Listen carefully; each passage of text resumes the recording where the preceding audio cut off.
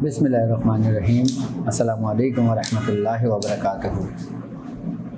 एक बार फिर तरबियती क्लास में आपको खुशामदीद कहता हूँ। और तरबियती क्लास का सिलसिला कुछ हालात की वजह से मुनक़ता हो गया था, तो आज से इंशाअल्लाह ताला ये सिलसिला दोबारा शुरू किया जाता है। हमारी तरबियती क्लास का सिलसिला मुनक़ता हो गया था। कितने अरसे के बाद हो रही है क्लास? 3-4 महीने हो गए, 2 महीने हो गए।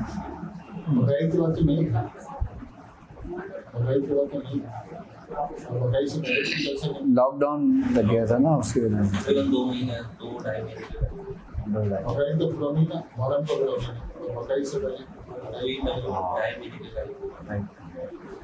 और कल का लेक्चर अटेंड किया था। अच्छा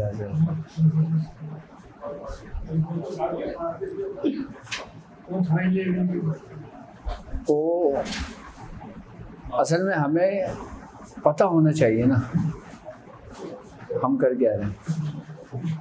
आप ये देखें, हमारी जो क्लासेस चल रही हैं उसके जो लेक्चर्स हैं वो बिल्कुल ही डिफरेंट है।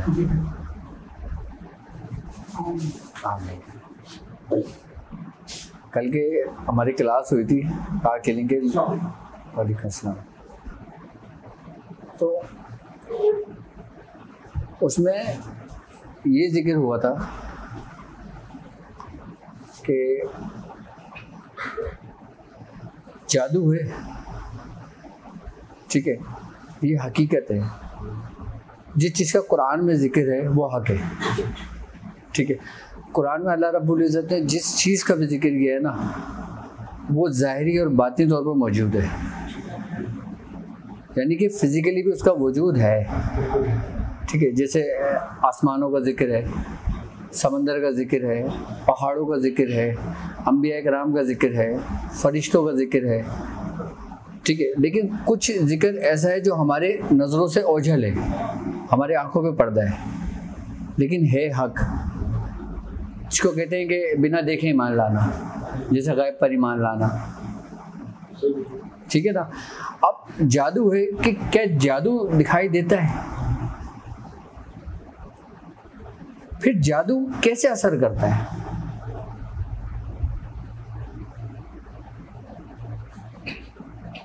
जादू हमारे जिस्म को, हमारे शरीर को किस तरह मुतासिर करता है? क्या शिरकिया कलमात की वजह से करता है जो इंसान पढ़ता है, या अगर इंसान उतार करता है, रूहानी कलमात पढ़ता है, या उसकी बरकत से उसके मामलात बेहतर होते हैं? जादू अगर असर करता है हमारे जिस्म के अंदर, हमारे हिस्से को मुतासिर करता है, बीमार करता है, या हमें मुख्तलिफ इस किस्म के ऐसे नुकसानात से दो चार कर देता है कि जिससे हम बेबस हो जाते हैं, लाचार हो जाते हैं, कि भी जिसका हमें हुक्म दिया जाता है कि हम उसका इलाज करें मुकम्मल, ठीक है। वालेकुम अस्सलाम वरहमतुल्लाहि वबरकातुहू। सल्लल्लाहु अलैहि वसल्लम। तो जादू फिर असर क्या करता है? असर कैसे करता है?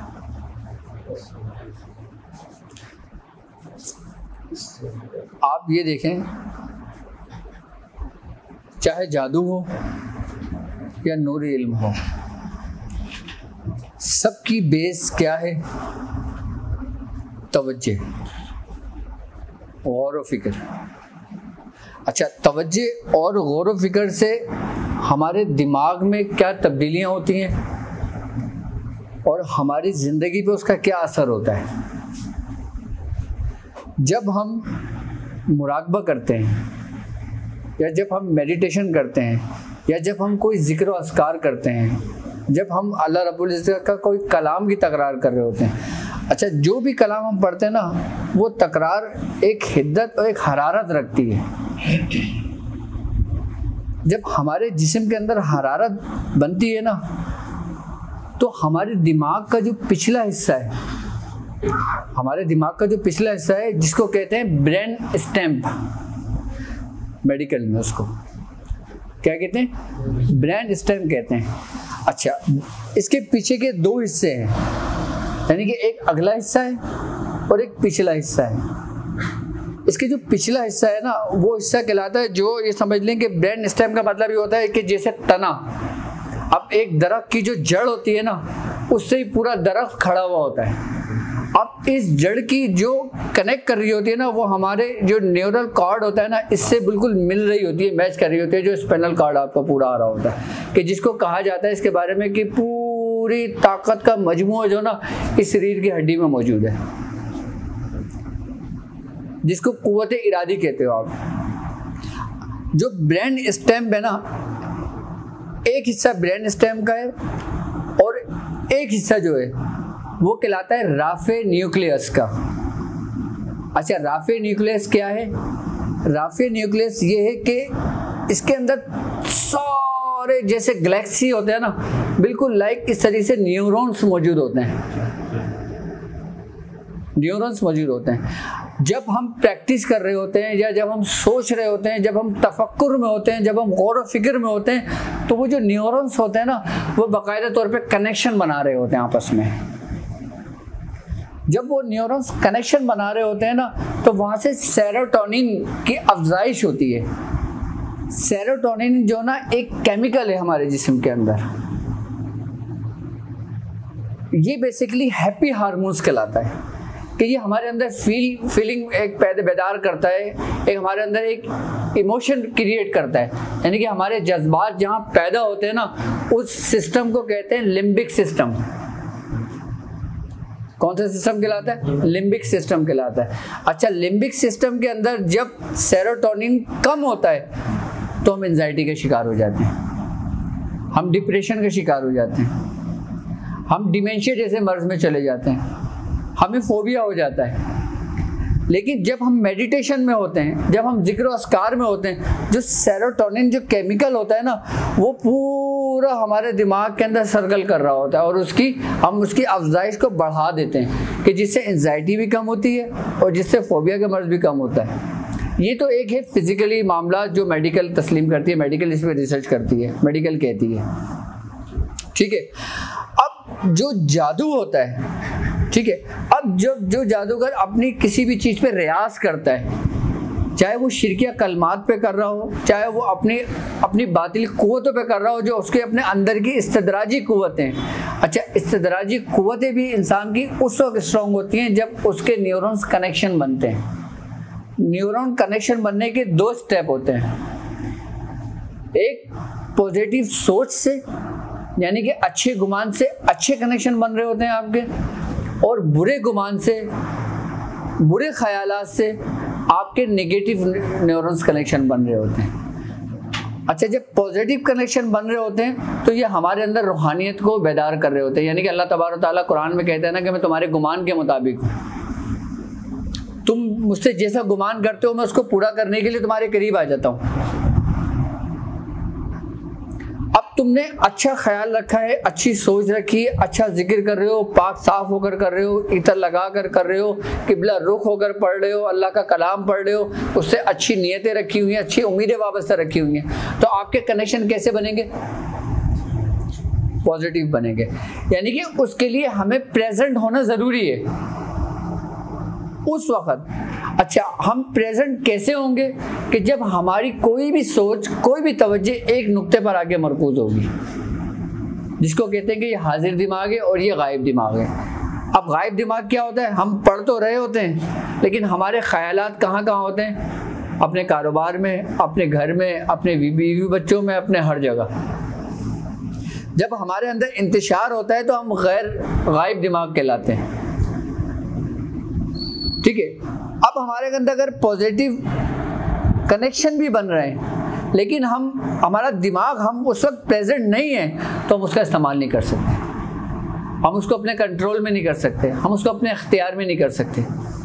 जब हम तवज्जो के ज़रिए, अपनी यकसुई के ज़रिए जब हम प्रेजेंट होते हैं, जब हमारी तमाम सोच एक जगह पर आ जाती है ना, तो हमारा इख्तियार उस चीज़ पर आ जाता है, हमारे उन कनेक्शन पे हमें इख्तियार हो जाता है कि हम उसको जिस तरह चाहें, जैसे चाहें, हम अपनी आंखों से वो मंजर को देख सकते हैं जो हम देखना चाहें। अब जैसे लाइक आपकी आंखें हैं, अब जब आपकी पलक झपकती है, इसका क्या मकसद होता है? इसका मकसद ये होता है कि आपकी आंख ने, ज़ाहिरी आंख ने किसी चीज़ को फोकस किया, किसी को देखा। अब जब वो पलक झपकती है ना, तो वो इस पलक झपकने के जो दौरान या जो टाइम ड्यूरेशन होता है, उस हिस्से तक जो आंख ने देखा होता है ना, वो दिमाग की मेमोरीज के अंदर सेव हो जाता है। जिस तरीके से कैमरा है, कैमरे में आप तस्वीर खींचते हो, शटर डाउन होते एकदम आप होता है, तस्वीर खींच जाती है, ऐसा ही होता है ना। तो वो कैमरे की मेमोरी में सेव हो गया, ठीक है। लेकिन अब इतने जदीद कैमरे आ गए, अब सेंसर के कैमरे चल रहे हैं आजकल, जो सेंस के ऊपर डिपेंड कर रहे होते हैं, सेंस के ऊपर काम कर रहे होते हैं, यानी कि उसमें शटर ही नहीं होता जो डाउन हो गया अप हो। जदीद रिसर्च है ना, ये इजाद कैसे आई है, ये इसी सिस्टम को हमारे देखकर। कौन से सिस्टम को? जो हम प्रैक्टिस करते हैं, किसकी? डॉट प्रैक्टिस की। जब हम पलक झपके बगैर किसी को फोकस कर रहे होते हैं, तो उस वक्त हम प्रेजेंट कैफियत में होते हैं, हमारा दिमाग एक्टिव हो रहा होता है। उस वक्त हम सेंसेस के ऊपर वर्क कर रहे होते हैं अपने, जो हमारे वजूद के अंदर मौजूद होते हैं, जो न्यूरल कनेक्शन के बनने की वजह से निकलते हैं। रूहानियत की दुनिया में हम क्या करते हैं कि जब हमारे कनेक्शन बन रहे होते हैं, हमारे अंदर एक पॉजिटिविटी आती है, ज़ाहिरी तौर पे हम गुनाहों से दूर हो जाते हैं, हम बुराइयों से दूर हो जाते हैं, हम वबाओं से दूर हो जाते हैं, हम हर किस्म के गुनाह से अपने आप को बचा लेते हैं कि यार हमारा अमल ख़राब ना हो जाए। और एक वक्त ऐसा आता है, अगर हम अपने आप को ना भी बचाएं ना, हम अपने आप को अगर ना भी बचाएं, तो जो हमारे कनेक्शन होते हैं वो हमें वहाँ जाने से रोक देते हैं। क्यों? क्योंकि दिमाग को वही कनेक्शन पैगाम दे रहे होते हैं कि जिसको हमने उसको हुक्म दिया होता है, यानी कि जब हम अपने इख्तियार से उन कनेक्शनों को बना रहे होते हैं, ये हमें पॉजिटिविटी की तरफ ले जाता है। जो काला जादू करने वाले होते हैं, जो जादूगर हजरात होते हैं, जो आमिलीन हजरात होते हैं, अच्छा, उनका ज़्यादातर जो फोकस होता है ना, वो अपनी इस्तदराजी क़ुव्वतों पर होता है। और इस्तदराजी क़ुव्वतें इसी तरतीब और इसी तरीके और इसी सिस्टम के तहत बनती हैं। हमारे अंदर जो क़ुव्वत इरादी की जो फोर्स है, हमारे अंदर की जो क़ुव्वतें हैं, वो कैसे बनती हैं? वो इसी तरतीब से बनती हैं। किस उससे? कि जब हम तफक्कुर करते हैं। क्यों कुरान में कहा गया कि गौर व फिक्र करो। जब हम इस मंजिल से निकलते हैं ना, या तो हमें इस्तदराजी क़ुव्वतें हासिल होती हैं, या फिर हमें रूहानी क़ुव्वतें हासिल होती हैं।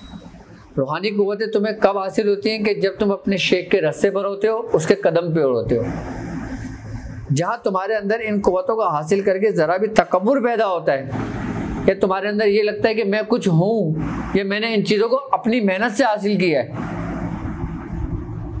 तो वहीं से इंसान की जो रूहानी क़ुव्वतें होती हैं, वो इस्तदराजी क़ुव्वतों में तब्दील होने शुरू हो जाते हैं, क्योंकि फिर उस जैसे कनेक्शन बनने लगते हैं हमारे जिस्म के अंदर, हमारे दिमाग के अंदर। अब जो जादू होता है, जादू कैसे असर रखता है? जादू ऐसे असर रखता है कि जब कोई जादूगर अपनी इन तसव्वुराती क़ुव्वतों को अपने शिरकिया कलमात के साथ, यानी कि एक क़ुव्वत तो उसकी अपनी है और एक क़ुव्वत वो जो उसके शिरकिया कलमात यानी कि तागूती क़ुव्वतें हैं, कि जिसने शैतान को खुश करने के लिए वो अमाल किए जिससे शैतान उनका माविन और मददगार हुआ। जब शैतान उनका मददगार होता है, जब वो किसी की तस्वीर के जरिए जादू करते हैं, या किसी आमिल किसी के नाम के जरिए जादू करता है, या किसी को अपने तसव्वुर में लेके जादू करता है, या उसका फोकस बना के जादू करता है। अब जादू करने के लिए यही तरीक़ेकार होता है ना, या तो नाम चाहिए होता है, या उस बंदे को देखा हुआ होता है, या तस्वीर चाहिए होती है, पूरी डिटेल चाहिए होती है, या एड्रेस चाहिए होता है। अब जिस जादूगर की जितनी रियाजत होती है उसके ऊपर, यानी कि जितनी उसने मेहनत की होती है, वो उस हद तक अपना जादू मुंतकिल कर सकता है। अच्छा, ये भी बहुत कम होता है शादिर और नादिर। ऐसा नहीं है कि हर दूसरे बंदे पर आजकल के दौर में जादू है, जिसके पास जाओ कि कहाँ जादू है, हाँ जादू है, हाँ जादू है। जादू हकीकी भी अलग है। जादू ऐसा नहीं है कि हर एक पर जादू हो। अब मेरे पास अगर 50 पेशेंट आते हैं ना, तो 50 में से सिर्फ 2-3 ही मुतासिर होते हैं।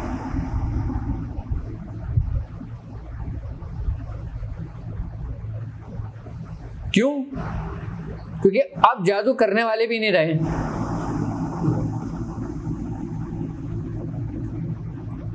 अब जादू बहुत कम है शादी और नादी। जो करने वाले होंगे ना वो तुम्हें शहरों में नहीं मिलेंगे, क्योंकि शहर में बसना, शहर में रहना उनकी मौत है।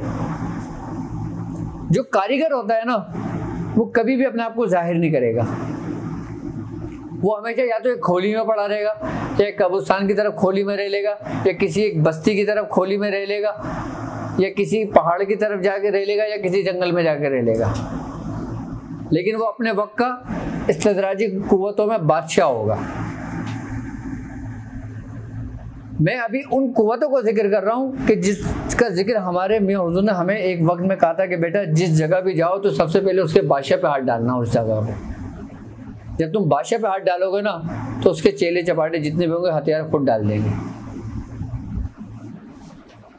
और बादशाहों पे हाथ डालने के लिए सबसे पहले बादशाह की कुव्वत का इदराक होना आपके लिए जरूरी है, उसका जानना आपके लिए जरूरी है। अब जब वो जादूगर किसी तस्वीर के जरिए, नाम के जरिए किसी के ऊपर जादू करता है ना, तो वो अपने न्यूरॉन्स कनेक्शन को उस आम शख्स के न्यूरॉन कनेक्शन के अंदर मैच करता है, और मैच करने के बाद वो कनेक्शन जो बन रहे होते हैं उसको नेगेटिव की सूरत में ले जाता है अपनी इन्हीं कुव्वतों के जरिए। जब वो नेगेटिव कनेक्शन कायम कर देता है किसी दूसरे शख्स में, ये स्लो पॉइजन की तरह कनेक्शन बन रहे होते हैं, एकदम नहीं होता जादू, एकदम नहीं होता, वो स्लो पॉइजन की तरह असर रखता है, जो खतरनाक तरीन जादू होता है।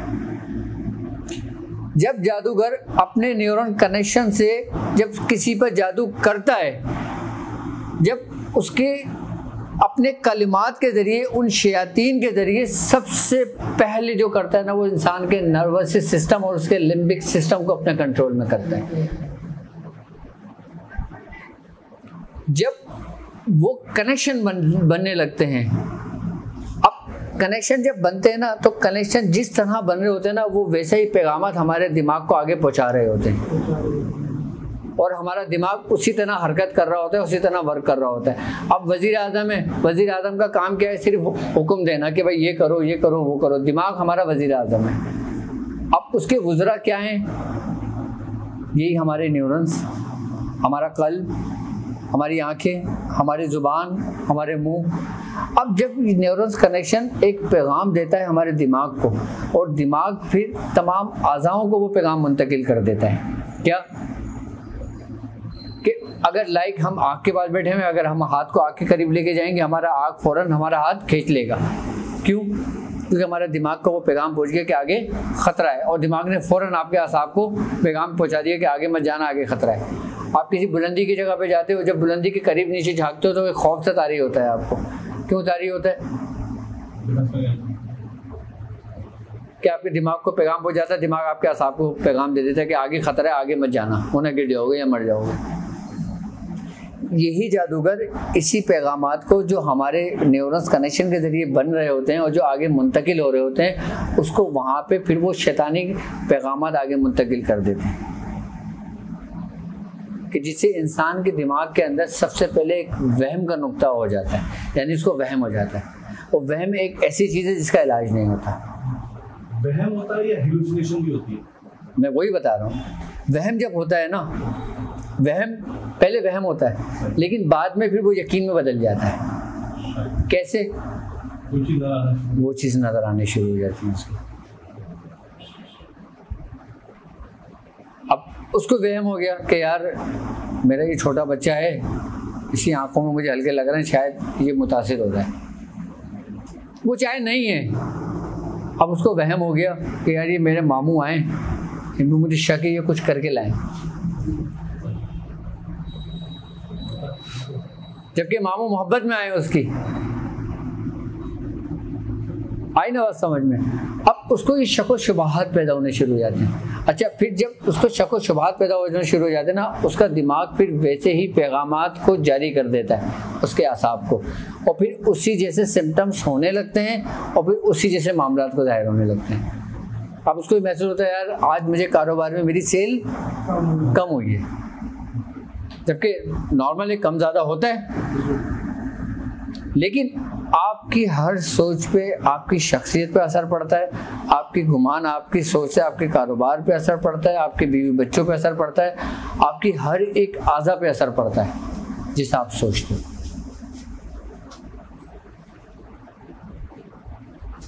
जब आप इस कैफियत के अंदर आ जाते हो तो फिर आपके साथ वही मामला होने लगते हैं। अच्छा, फिर जब वही तसव्वुराती सोच, जब शिरकिया कलमात जब आपके नर्वस सिस्टम में दाखिल हुए, उसने मुतासिर करने शुरू कर दिया, तो यही शैतानी क़ुव्वतें आपके खून में गर्दिश करने लगते हैं, जिसके बारे में सरकार दो आलम ने फरमाया है। क्या फरमाया? कि शैतान तुम्हारे जिस्म में जिसे खून गर्दिश करता है, बिल्कुल इसी तरह उसमें गर्दिश करता है। यहाँ शैतान से जो मुराद है ना, ये शैतानी इन्हीं कुव्वतों से मुराद है।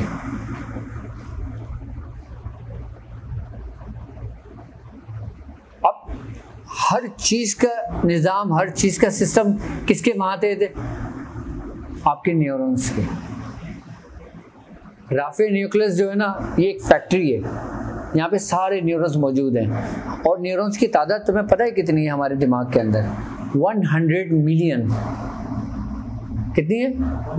100 मिलियन ये न्यूरॉन्स की तादाद है, क्वांटिटी है। ये पूरे गैलेक्सी की तरह है ये। और एक न्यूरॉन एक वक्त में 10,000 कनेक्शन कायम करता है। कितने कनेक्शन बनाता है? तो 100 मिलियन ने कितने कनेक्शन बनाए? 100 ट्रिलियन कनेक्शन आपका दिमाग बना सकता है। कनेक्शन से क्या मुराद है? किस चीज से कनेक्शन बनाता है ये? कनेक्शन ये बनाता है कि जैसे अब मिसाल के तौर पे मुझे कोई काम करना है, अब मैं काम कैसे करूँगा? एक पागल शख्स बैठा हुआ है, आप इसको वो काम बोलो, एक सेंस वाले बंदे को काम बोलो, कौन काम करेगा पहले? उसका कनेक्शन फौरन बन जाएगा, क्योंकि उसने उसको पिकअप कर लिया। हमारे न्यूरॉन्स कनेक्शन बनाते हैं तो हम वर्क करते हैं,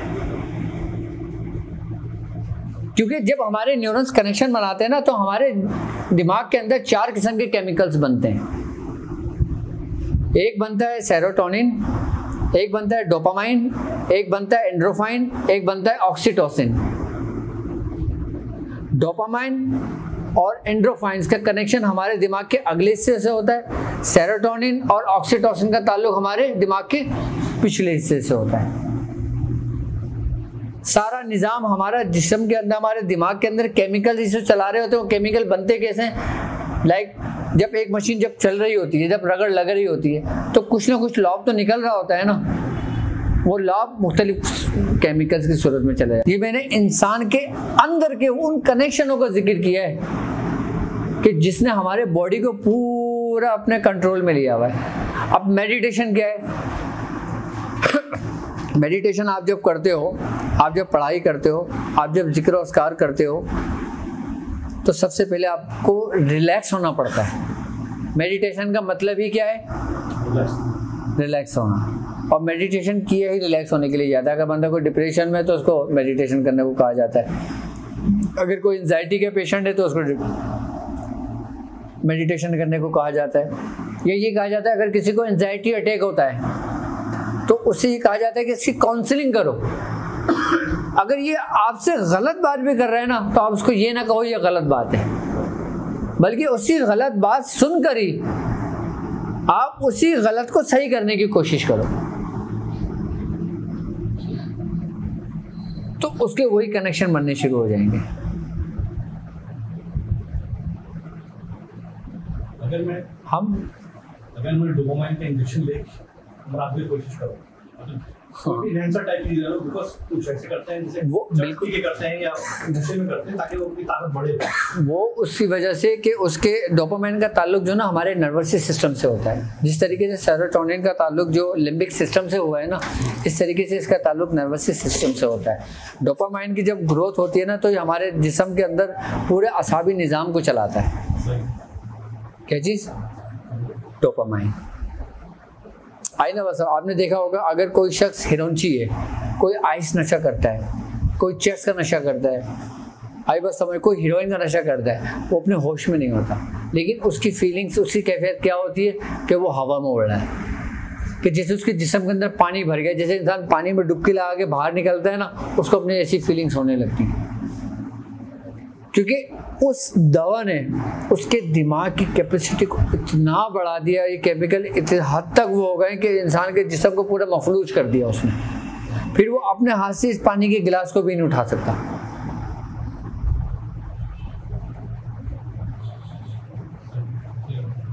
कभी भी मेडिटेशन करने के लिए किसी दवा का सहारा ना लो। अगर तुमने मेडिटेशन करने के लिए किसी दवा का सहारा लिया तो फिर मेडिटेशन की तुम्हें क्या जरूरत पड़ी। मेडिटेशन खुद एक एंटीबायोटिक है।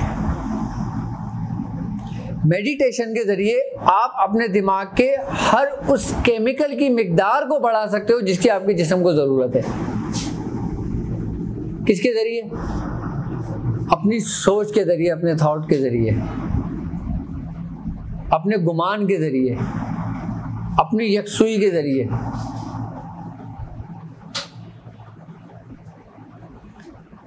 कहा जाता है ना कि हमेशा अच्छा गुमान रखो, अच्छा सोचो, सब कुछ करो। क्यों कहा जाता है?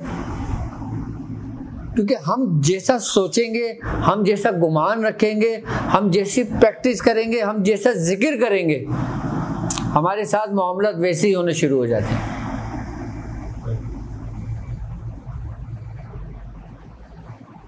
हमारे साथ मामला बिल्कुल वैसे होने शुरू हो जाते हैं। अगर हम किसी के लिए गलत सोचते हैं, किसी की नफरत की आग में जलते हैं। नफरत क्या है बेसिकली? नफरत बेसिकली ये है कि जो शख्स जो है उसको तस्लीम ना करना, ये नफरत है।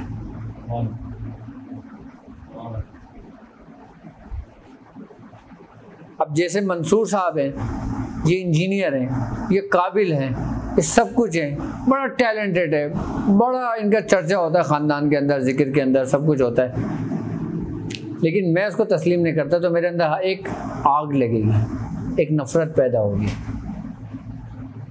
मेरे कनेक्शन वैसे बनना शुरू हो जाएंगे। कुरान में किससे पनाह मांगी गई है? शैतान से या फिर हासिदों के? क्यों? हसद से पनाह मांगने की क्या जरूरत थी?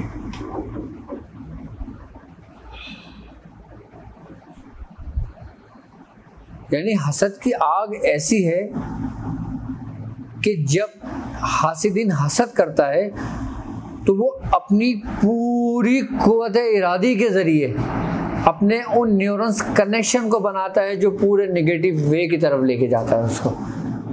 नजर बद का लगना, नजर बद से मौत होना, ये हक है, क्योंकि सरकार दो आलम सल्लल्लाहु अलैहि वसल्लम ने फरमाया कि मेरी उम्मत में सबसे ज़्यादा जो हलाकतें होंगी ना, उसमें एक सबसे बड़ी वजह नजर बद होगी। अब जब हासिदीन हसद करता है ना तो उसके अंदर उन्हीं जैसे न्यूरॉन्स कनेक्शन बनाते हैं, फिर वही कुव्वतें उसके इस्तदराजी कुव्वतों में मुंतकिल होती हैं, और जब वो किसी को देखता है, किसी को सोचता है, किसी को गुमान करता है, हासिद हमेशा उसी के तसव्वुर में रहता है जिससे वो हसद रखता है।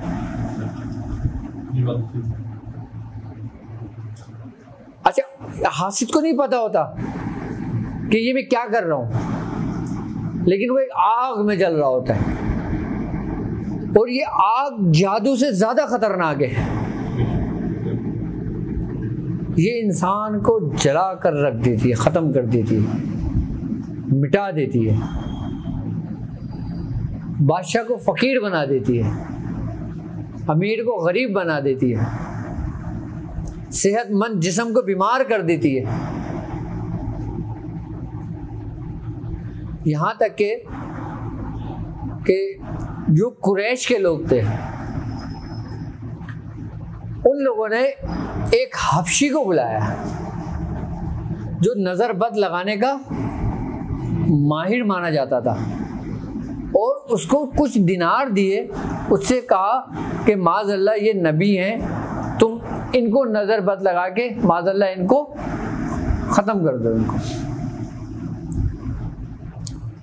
अच्छा, उस हबशी का, उस बंदे का ये कमाल था उस शख्स का कि वो जिसको देखता था ना वो जानवर मर जाता था, वो इंसान गिरता था और मर जाता था।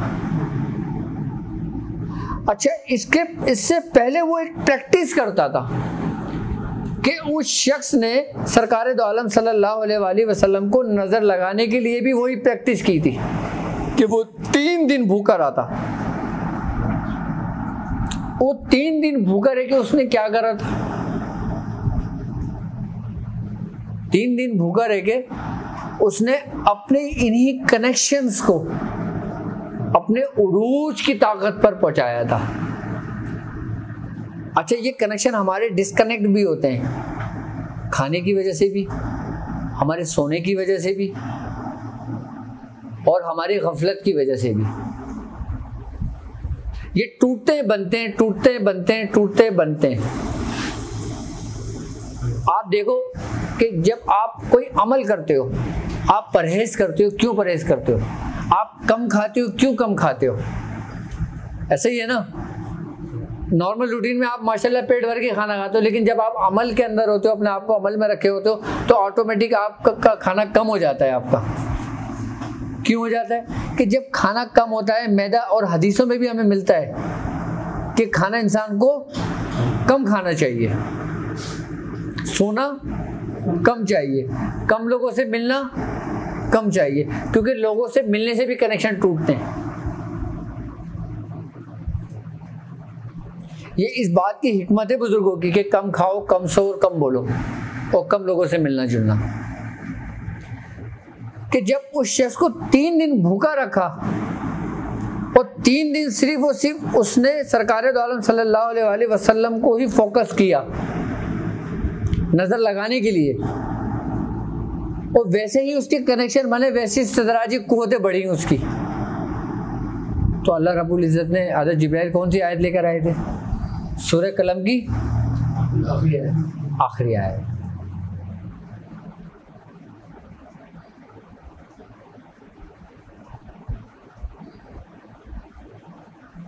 आप आखिरी आयत देख लें, सूरह कलम की आखिरी आयत नजर बद से महफूज रहने के लिए सबसे अक्सीर दुआ है, सबसे अक्सीर आयत है कि वह इन यक़ादिल लज़ीना वाली आयत जो है, वमा हुवा इला ज़िक्रिल आलमीन तक।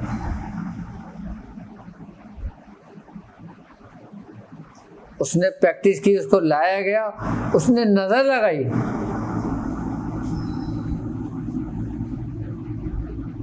लेकिन उसका कोई असर नहीं हुआ।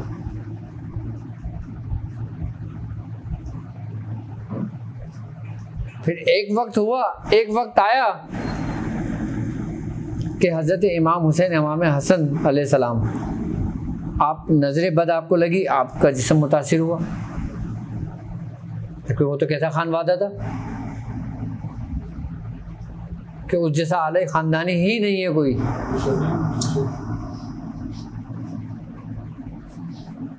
जब वो खानदान मुतासिर हो सकता है तो आप और हम क्या,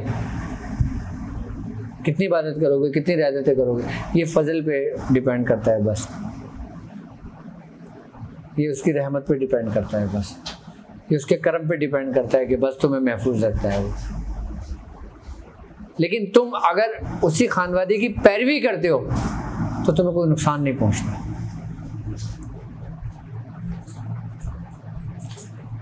क्यों कहा जाता है कि आप कोई भी अमल करो, कि कोई भी पढ़ाई करो, कोई भी रियाजत करो, उसके अंदर सबसे पहले उसमें डूब जाओ, गौर व फिक्र के अंदर। यहाँ पे गौर व फिक्र से डूबना, गौर व फिक्र के अंदर जाना, तफक्कुर करना, यही तफक्कुर है, यही गौर व फिक्र है कि इंसान अपने आप को पहचान ले। गौर व फिक्र करने का बाहर हुक्म नहीं दिया गया, क्योंकि नबी करीम सल्लल्लाहु अलैहि वसल्लम की हदीस है ना, आपने फरमाया जिसने पहचाना अपने नफ्स को, उसने पहचाना अपने। अब आप खुद की पहचान कब करोगे? आपको खुद की पहचान उस वक्त होगी कि जब आप अपने होने वाले सिस्टम को समझोगे, अपने अंदर को।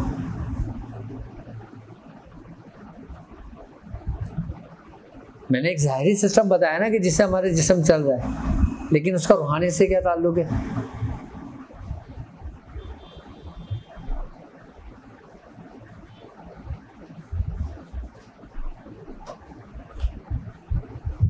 सबसे पहले इंसान अपनी कुव्वत को बेदार करता है, उसके बाद जाके कलाम इलाही के तजल्ली को अपने अंदर ज़ब्त करता है, बर्दाश्त करता है, वरना नहीं होता। सारी ज़िंदगी आप पढ़ते रहो। एक मौलवी है, उसकी ज़िंदगी गुजर जाती है बच्चे को कलाम पाक पढ़ाते हुए, उस पर तो जादू असर नहीं करना चाहिए। फिर वो क्यों मुतासिर हो जाता है? क्यों?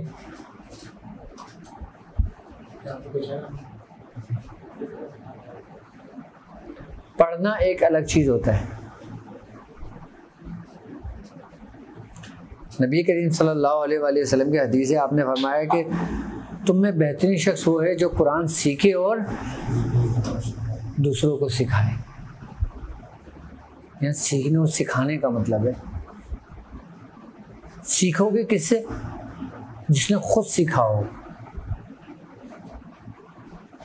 कुरान अल्लाह रब्बुल इज़्ज़त की वो वाहिद किताब है कि तुम सिर्फ एक आयत ले लो कोई सी भी, उसके बारे में तुम जितना सोचोगे ना, उसके बारे में तुम जितना तफक्कुर करोगे ना, हर रोज एक नया बाब खुलेगा तुम्हारे दिमाग के अंदर। एक बड़े बड़े बुजुर्गान दिन हज़रत इमाम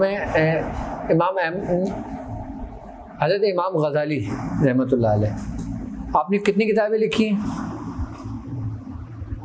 आपने जितनी किताबें लिखी हैं उतनी किताबों का अगर आपकी पूरी ज़िंदगी जो आपने बसर की है, अगर इन दोनों का ड्यूरेशन देखा जाए ना, तो आपकी ज़िंदगी कम है और किताबों की तादाद ज़्यादा है।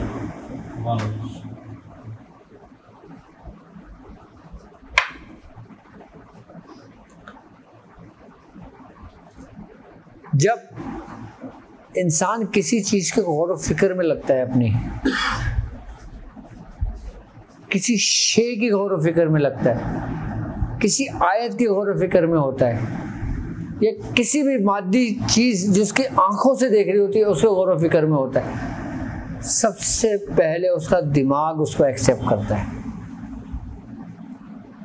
अच्छा, रूह का ताल्लुक जो ना आपके कल्ब और दिमाग से है।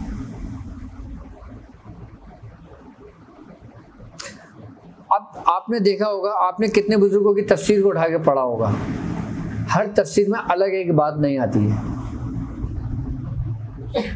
ठीक है। किसी ने पूरी पूरी किताबें लिख दी होती हैं कि किसी आलिम ने अगर बिस्मिल्लाह की तफसीर बयान की तो उसने पूरी 19 जिल्दे में लिख दिया। उसने क्या लिखा? क्या कहीं दूसरी किताबों से देख देख के लिखा था क्या? नहीं, क्योंकि रूह ने अपने असल को सुना हुआ है और देखा हुआ है, फिर रूह से हम कलाम होती है। अब एक छोटी सी प्रैक्टिस करो, प्रैक्टिकल करो। एक आप अपने दिमाग को ये पैगाम दो कि यार मेरा जिस्म ना गर्म लग रहा है, मुझे शायद मुझे बुखार चढ़ रहा है, क्या शायद मुझे बुखार चढ़ रहा है। आप इसको दोहराओ, आप इसको थोड़ा सा फोकस करो, आपका जिस्म गर्म होने शुरू हो जाएगा, आपको फीवर हो जाएगा, और इस हद तक फीवर हो जाएगा कि ये 102 और 103 पे चला जाएगा। कैसे? अब हम कहते हैं इसको हावी कर लेना। असल क्या है? हमने सोचा, हमने पैगाम दिया, हमारे न्यूरॉन्स ने उन जैसे कनेक्शन बनाने शुरू कर दिए, उस कनेक्शन का पैगाम हमारे दिमाग तक पहुंचा, दिमाग ने हमारे आज़ाओं को वो पैगाम दिया, और जब उन आज़ाओं को वो पैगाम दिया, उसी जैसे एंजाइम हमारे जिस्म के अंदर पैदा होने शुरू हो गए।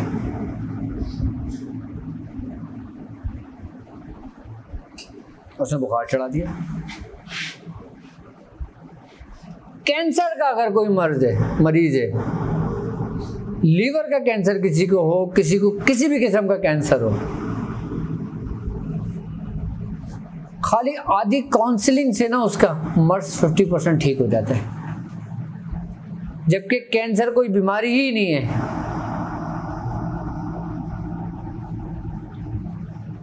क्या कैंसर कोई बीमारी ही नहीं है। कैंसर किसी भी आज़ा का इन्फेक्शन, ये समझ लो कि किसी भी इन्फेक्शन की इंतहा है।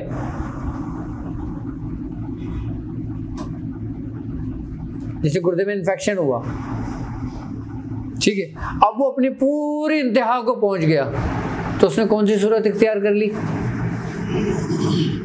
कैंसर तो कुछ भी नहीं है। लेकिन कैंसर से आपको कितना डराया गया कि जरा सा आपके हाथ में खराश लग गया, वो जख्म पक गया, आपको डॉक्टर ने बोला कैंसर हो गया। कैंसर हो गया। अब वो सब खानदान वालों को पता चला, आप एक एक करके आपकी ताजत को आ रहा, कैंसर हो गया तुम्हें, ओहो अल्लाह ताला तुम्हें जल्दी सेहत अता फरमाएगा। वही कैंसर हो गया तुम्हें, अल्लाह ताला तुम्हें सेहत अता फरमाए। कैंसर हो गया तुम्हें, बोल भी रहे, तस्दीक भी कर रहे हैं, पक्का भी कर रहे हैं और फिर दुआ भी दे रहे हैं। अबे भाई दुआ दे दो खाली, उसके दिमाग को यकीन की तरफ क्यों लेके जा रहे हो? जब मरीज का दिमाग यकीन की तरफ चला जाता है ना, फिर वो कैंसर की सूरत इख्तियार कर लेता है। और कुछ लोग ऐसे भी हैं जिनको कैंसर होता है, मैं पर्सनली जानता हूं, उन्होंने अपने खानदान तो क्या अपने बच्चों से छुपा के रखा, उसका ट्रीटमेंट किया और वो ठीक हो गए।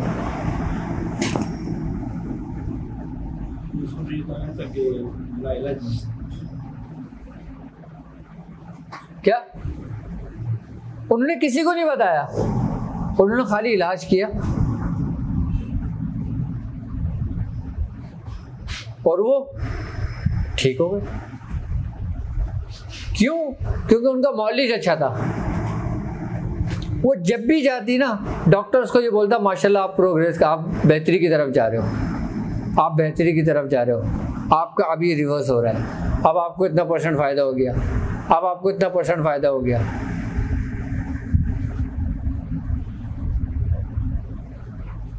चाहे वो फायदा ना हो रहा हो, लेकिन डॉक्टर के इतना कहने से भी जो ना वो रिवर्स होने शुरू हो जाता है।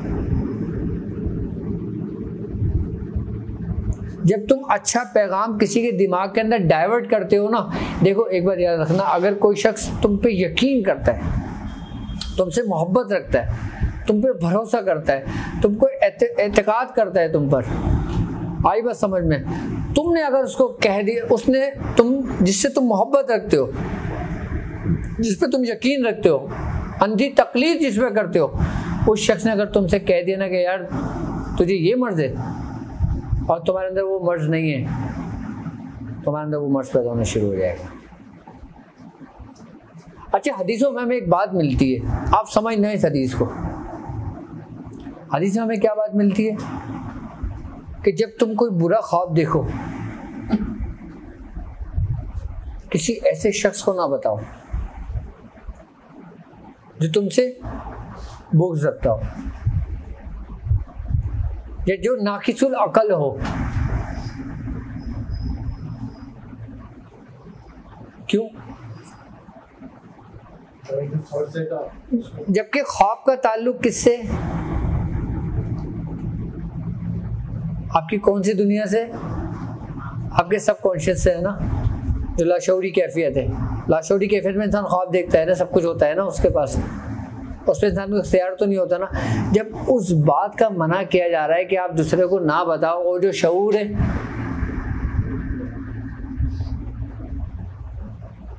उसका क्या असर होगा आपके वजूद पर?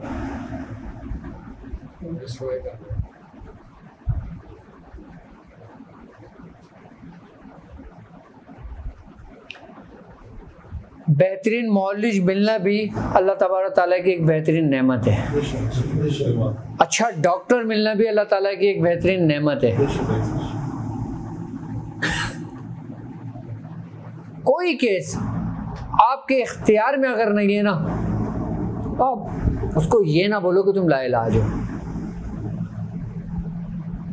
आप उसकी काउंसलिंग करना शुरू कर दो। क्या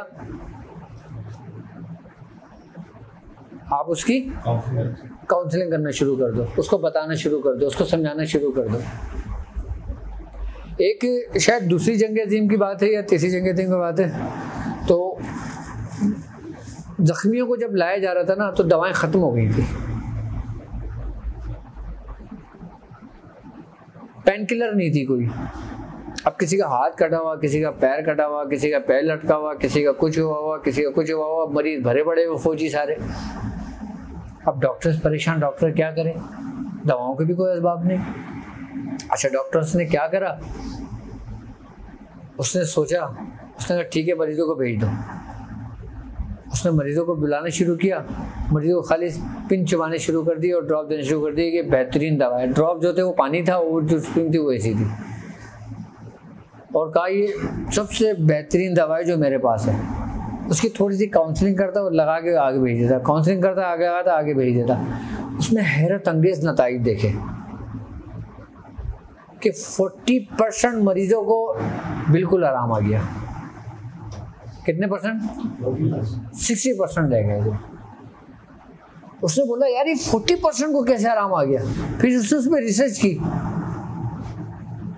फिर वही बात आ गई कि आपने किस तरीके से पैगामात अपने दिमाग को पहुंचाए।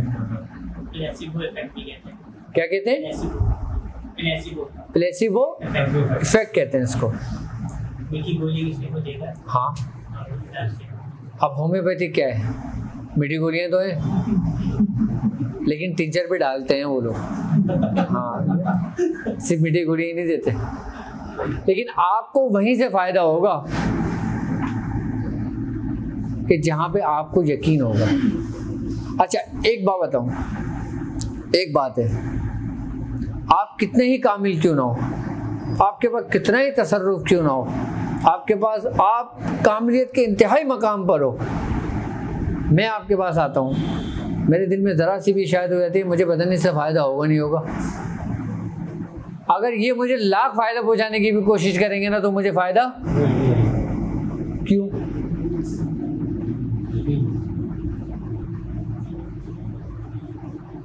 नहीं होगा फ़ायदा, क्योंकि मेरे दिल में शक आ गया। ये नाकिस हैं, इनको कुछ भी नहीं आता, कुछ भी नहीं जानते, इन्होंने सिर्फ अपना हुलिया बाबा जैसा बनाया हुआ है। और अगर मेरा इन पे यकीन है ना, और अगर ये कहते हैं कि जा बच्चे तेरा काम हो गया, दूसरे दिन आएगा बाबा मेरा काम हो गया, बाबा भी परेशानी हुआ कैसे? कैसे?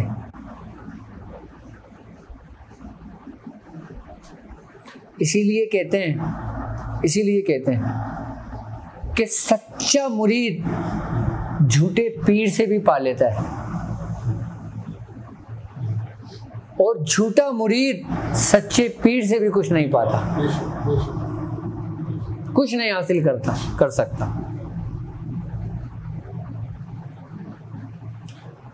मुरीद होने से बेहतर है सच्चे हो जाओ और सच्चों के साथ शामिल हो जाओ। फिर तुम मुरीद नहीं बनोगे, फिर तुम मुराद बनोगे। मुरीद और मुराद में बहुत फर्क है। तुम्हारे अंदर सच्ची लगन और सच्ची तलब होगी ना, तो रहनुमा रहबर तुम्हारे घर पे आके तुम्हारा दरवाजा खुद खटखटाएगा, वरना तुम लाख बाबाओं के चक्कर काट लो, जलीलो ख्वारी हो गए, रुसवा हो गए। कुछ पाने के लिए अपने मन को सच्चा करना पड़ता है, अपने मन को क्लियर करना पड़ता है।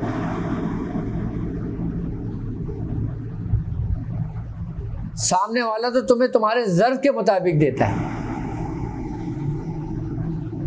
जिसके पास नहीं होता वो भी देता है, और जिसके पास होता है वो तो देता ही देता है, और जिसके पास नहीं है वो कैसे देता है?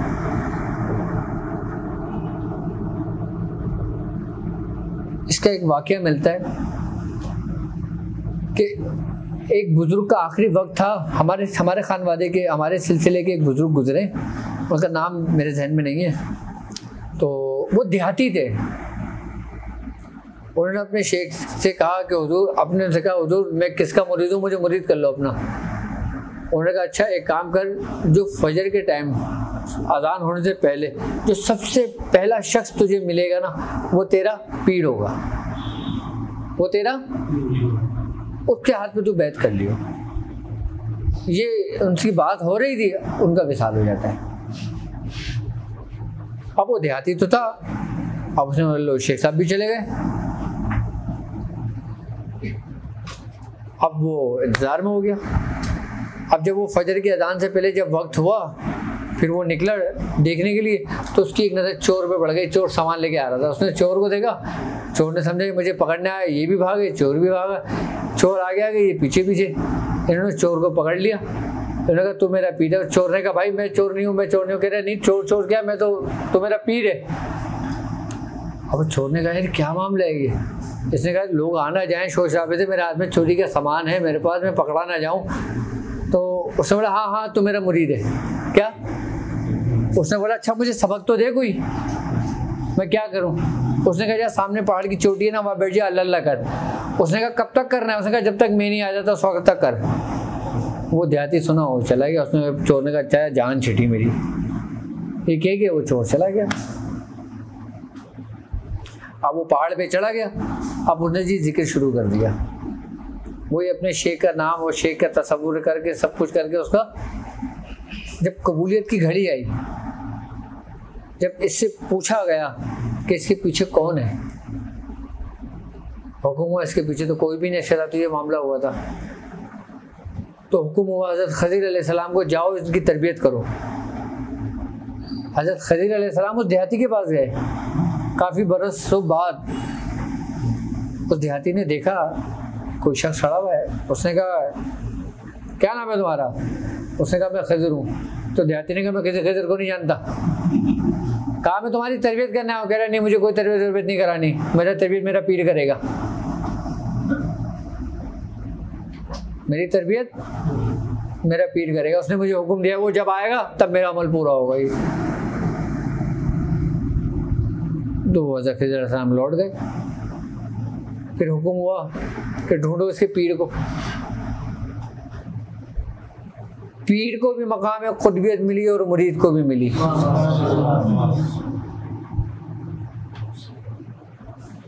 ये हमारे खानवादे का एक बड़ा वाक़या है। ये जो चोर थे ना, उनको भी हिदायत नसीब हुई, उनको भी मकाम खुतबियत दी गई और फिर उनको भेजा गया उस देहाती के पास। और फिर देहाती उसके पास के बाद गया और फिर दोनों को मकाम और मर्तबा मिला। कितना अजीब रास्ता है ये।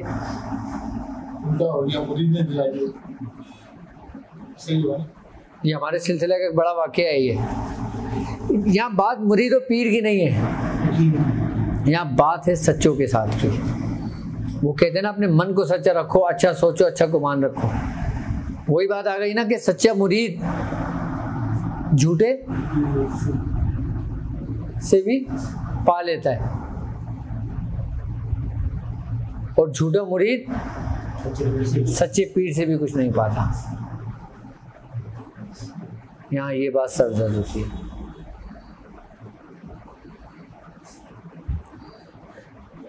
कभी भी अपने शेख की बारगाह में जाओ ना, कभी भी जाओ, अपनी दुनिया के लिए ना जाना, अपनी दुनिया बेहतर बनाने के लिए ना जाना। अगर तुम शेख के पास अपनी दुनिया बेहतर बनाने के लिए जाओगे ना, तो तुम्हें कुछ भी नहीं मिलना, बल्कि जो कुछ भी है ना वो भी देकर आओगे और खाली हाथ ही लौटोगे। बड़े कमाल की बात मैंने बताई है आपको। किसी भी शेख के पास जाना अपनी दुनिया बेहतर करने के लिए नहीं जाना।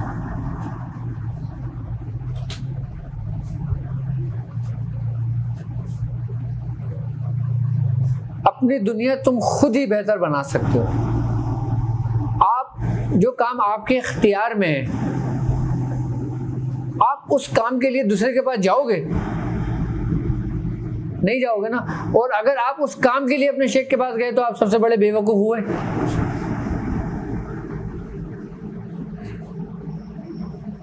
भाई दुनिया बेहतर तो तवाइफ की भी है, दुनिया बेहतर तो आजकल के डाकुओं की भी है, धोखेबाजों की भी है, ईमानदार लोगों की भी है, मुखलिस लोगों की भी है, लेकिन वो दुनिया में नहीं है। जितनी उनकी ज़रूरत है उतनी है बस।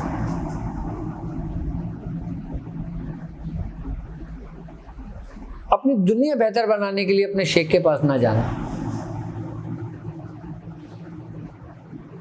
जब भी जाना ना, अपने सारे हथियार उसकी बारगाह में पेश कर देना कि यही मेरे पास है, मैं यही लाया हूं, मुझे नहीं पता मेरे पास क्या है। जब तक आप अपने मन के बर्तन को खाली नहीं करोगे, कोई भी शख्स इसमें खाना नहीं डालेगा।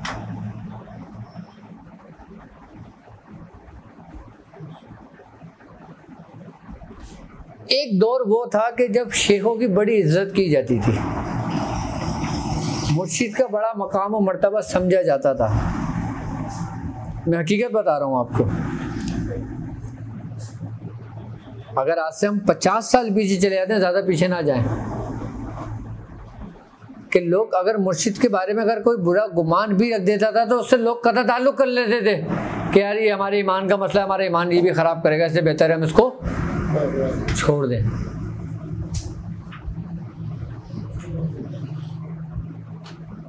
आज के दौर में क्या हालात और क्या वाक़यात और क्या मामलात हैं कि आप गए, आप मुरीद हुए, आपने मुर्शिद माना, आपका काम नहीं हुआ। नहीं, ये मुर्शिद काम का नहीं है, कोई और मुर्शिद तलाश करते हैं आप। वो कितने ही कामिल क्यों ना हो, वो तुम्हारे किसी काम का नहीं होगा।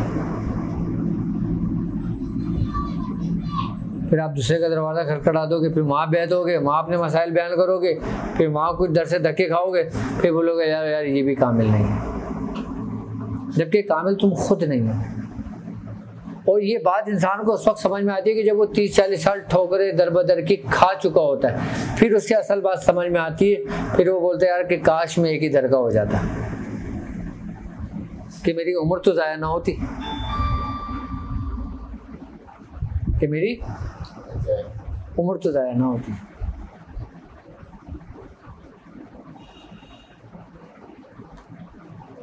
शेख तुमको देने से पहले तुमको एक आजमाइश में डालता है, चाहे वो तुम्हारी दुनिया बेहतर करके आजमा ले, चाहे वो तुम्हारी दुनिया छीन के आजमा ले, चाहे वो तुम्हें कुछ दे के आजमाए या तुम्हें लेके आजमाए।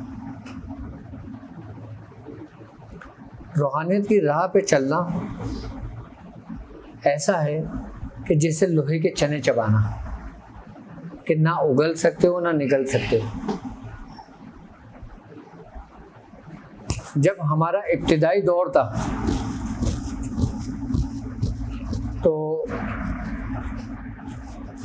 भैया हुजूर ने हमसे एक बात कही थी कि बेटा इस रास्ते में तो इंसान आता है अपनी मर्जी से, याद रखना अपनी मर्जी से जाता नहीं है।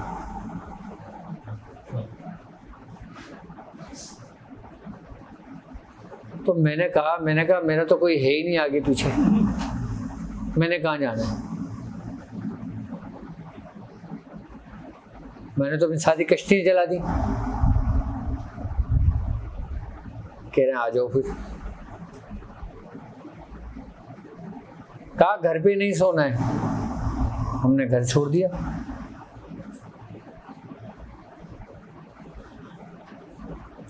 एक खोली ले ली जिसमें वहीं सोते थे, वहीं खुद कपड़े धोता था, वहीं कुछ अपने हाथ से पकाता था, वहीं रहता था। और खोली इतनी बड़ी थी कि पैर पूरे नहीं फैला सकता था।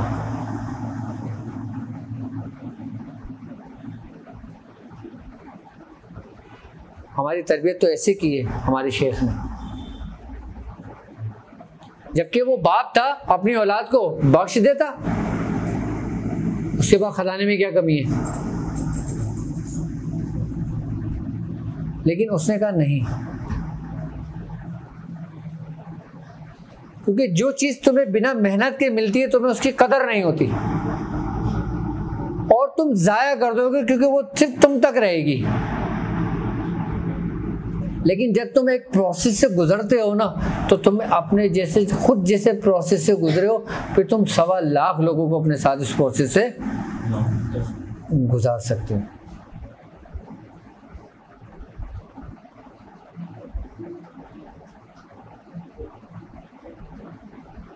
लोग इस हिस्से को बहुत आसान समझते हैं। वो कहते हैं ना, ए फना इश्क का दस्तूर तुम्हें क्या मालूम, क्या ए फना इश्क का दस्तूर तुम्हें क्या मालूम, इश्क में दिल ही नहीं सर भी दिए जाते हैं। इसमें खाली दिल नहीं दिया जाता, सर भी दिए जाते हैं।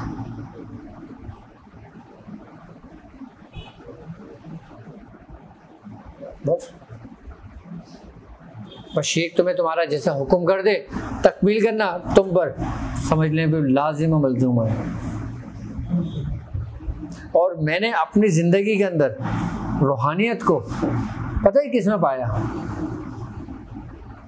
सिर्फ और सिर्फ अमर में। अमर क्या है? तुम्हारे शेख का हुक्म। रूहानियत किसी रियाजत में नहीं है, किसी प्रैक्टिस में नहीं है, किसी इबादत में नहीं है, वरना रूहानियत है तो सिर्फ किसमें? सिर्फ और सिर्फ शेख के अमर में, उसके हुक्म में। क्यों? क्योंकि कुल इन कुंतुम तुहिब्बूनल्लाह फत्तबिऊनी, ये हुक्म है कि अगर तुम अल्लाह की मोहब्बत का दावा करते हो तो पहले मेरे नबी की अताअत करो, उसके अफ़ाल उसके अक़वाल की पैरवी करो, अल्लाह फिर तुमसे मोहब्बत करेगा। और बुजुर्गान दीन फरमाते हैं कि शेख अपने मुरीदों में ऐसा ही है जैसा उम्मतियों में नबी होता है, ऐसा ही है जैसे, लेकिन वो नबी नहीं, वो वली होता है, क्योंकि नबूवत का दरवाज़ा ख़त्म कर दिया गया, बंद कर दिया गया।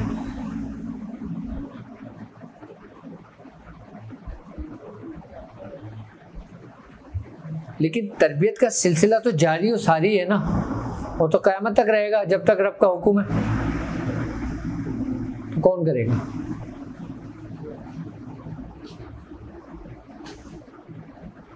तो रूहानियत किस में है? शेख क्या था? वो कहते हैं ना, क्या है कि किसी दा यार ना बिछड़ो।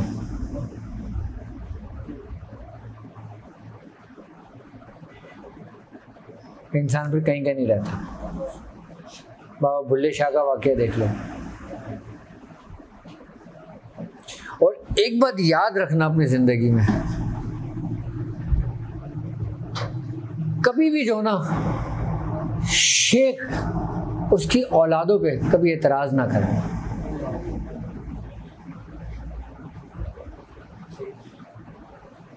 कभी एतराज ना करें।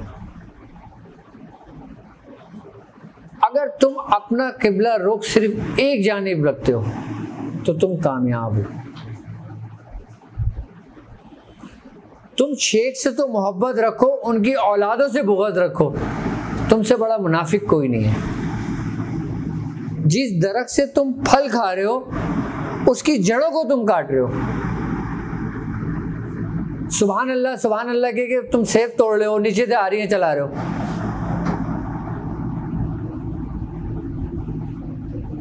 तो तुमसे बड़ा मुनाफिक कोई नहीं है।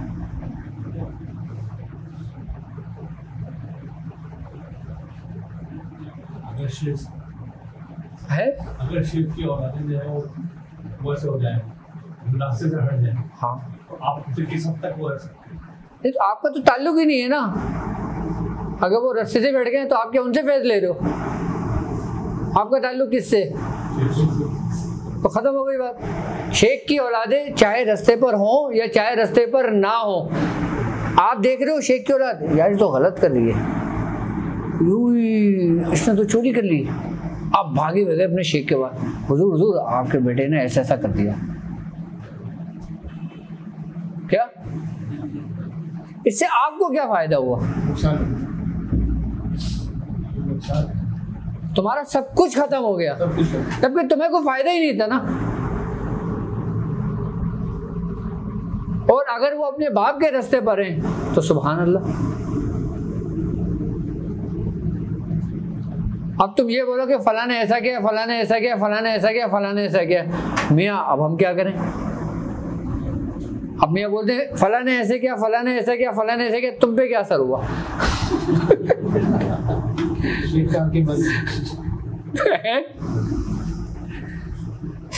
तुम में क्या हुआ? तुम्हारी शान में अगर घट गई तो मुझसे ले लो। अबे तुम्हारा नुकसान हो तो मैं पूरा करता हूँ। भाई औलाद की कमी कौन पूरी करता है? औलाद का नुकसान कौन पूरा करता है? बाबा भुल्ले शाह और हज़रत इनायत हसन शाह साहब के साथ क्या मामला हुआ था? ज़ाहिरी एक सबब बना था, वो तो एक आजमाइश थी, वो तो एक तरबियत हो रही थी। लेकिन आपको एक रास्ता दिखाया इन बुजुर्गों ने कि देखो ऐसा ना करना। जिस दरख्त का फल सुभान अल्लाह के खा रहे हो उसकी जड़ों को ना काटना, क्योंकि तुम्हारा उनसे कोई वास्ता नहीं है। अगर शेख का खलीफा कोई गलती करता है तो किसी मुरीद को स्क्रीन कार्ड नहीं लगती, वो जाके अगर शेख से उसकी शिकायत करे, ऐसा करना चाहिए नहीं करना? देखो ये मुरीद की कम ज़र्फी है, शेख शिकायतों के लिए नहीं होता।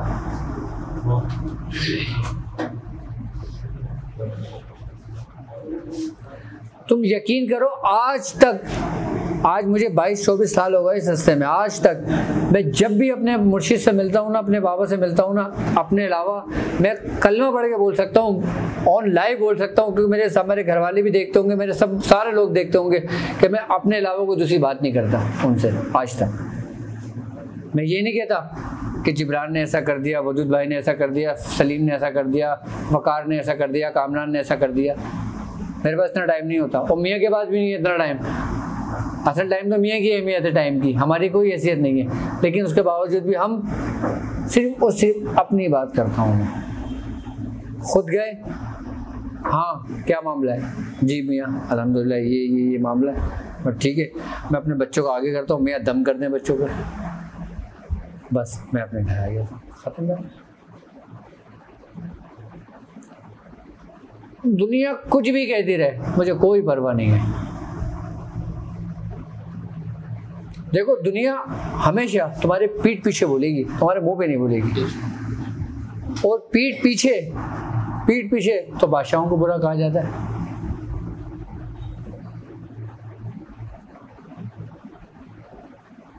लेकिन तुम्हारी जरा सी गलती से ना, तुम्हारी अंदर चाहे तुम जितने कामिल क्यों ना हो गए हो, जितनी रूहानियत तुम्हारे अंदर क्यों ना हो गई हो, सब खत्म हो जाती है। एकदम खत्म नहीं होती क्या? लेकिन तुम्हें ऐसे रास्ते पे डाल देते हैं कि वो खुद ही खत्म हो जाती है।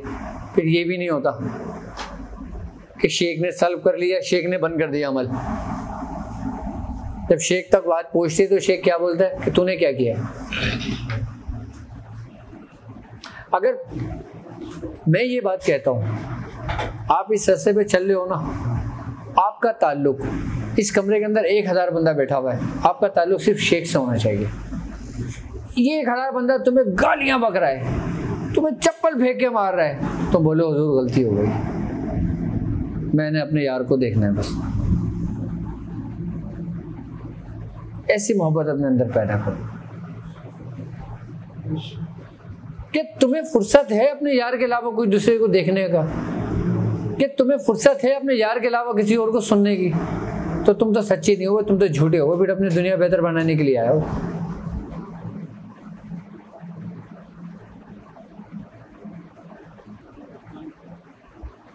उस वक्त तक तुम कामिल नहीं हो सकते।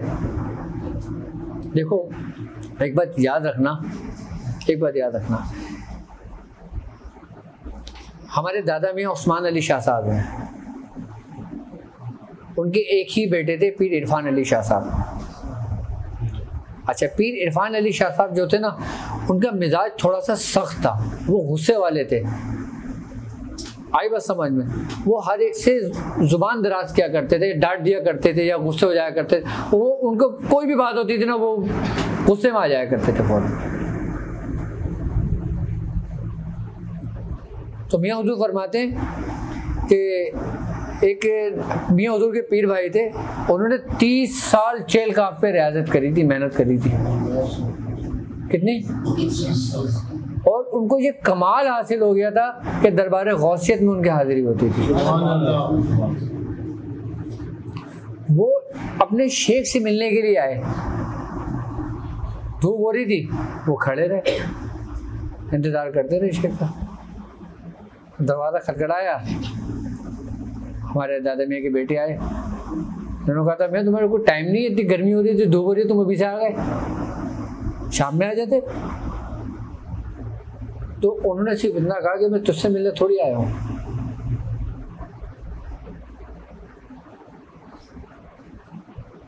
वो हुजूर को मेरा पैगाम पहुँचा दो।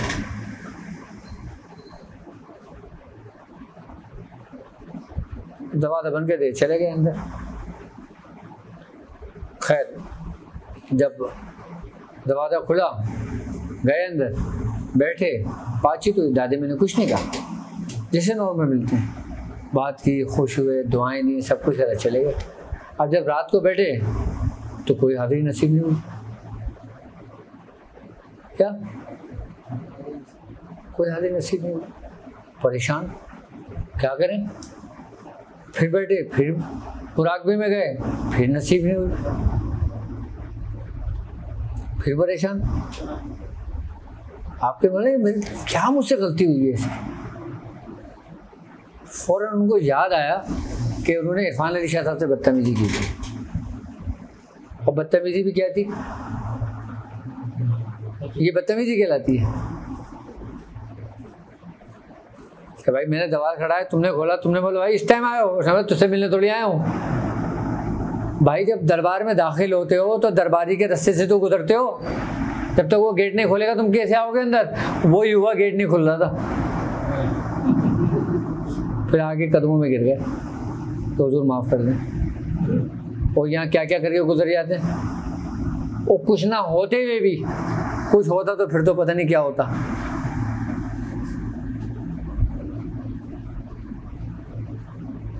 आप सिर्फ अपने शेख से मोहब्बत रखो, आप हमेशा कामयाब होगी। और जहाँ बात ऐसी हो वहाँ पे खामोशी इख्तियार करो, वो आपके लिए बेहतर है। क्या? वो खामोशी इख्तियार करो, तुम्हारे लिए बेहतर है बस। क्योंकि जिसके हाथ में हाथ दिया जाता है ना,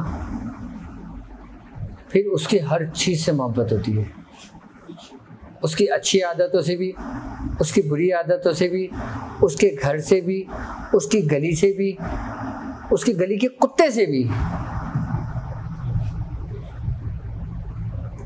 यानी कि तुमसे बेहतर तो वो मजनू हुआ जो उस कुत्ते को भी प्यार करता था जो लैला की गली से गुजरता था।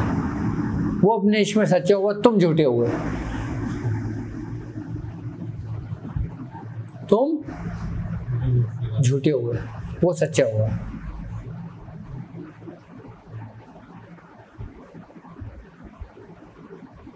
बस अल्लाह तबारक तआला हमें इस्तकामत जो और हमारे शेख की मोहब्बत है हमेशा हमारे दिलों में कायम और दायम रखे। आमीन। सुभान अल्लाह बारकम यातुही, सुभान अल्लाह बारक शायशिगातुही, सुभान अल्लाह बहरमत कुन फयकुन, सुभान अल्लाह मुराद मन हासिल कुन। या इलाहुल आलमीन, हमने जो कुछ सुना या इलाहुल आलमीन, हमने जो कुछ पढ़ा या इलाहुल आलमीन, इसमें कोई गलती कोताही होगा तो अपने रहम करम फजल से माफ़ फरमा। या इलाहुल आलमीन, हम तमाम लोगों को इस पर अमल करने की तौफीक अता फरमा। या इलाहुल आलमीन, हमको हमारे शेख के रास्ते पे हमेशा कायम व दायम रख।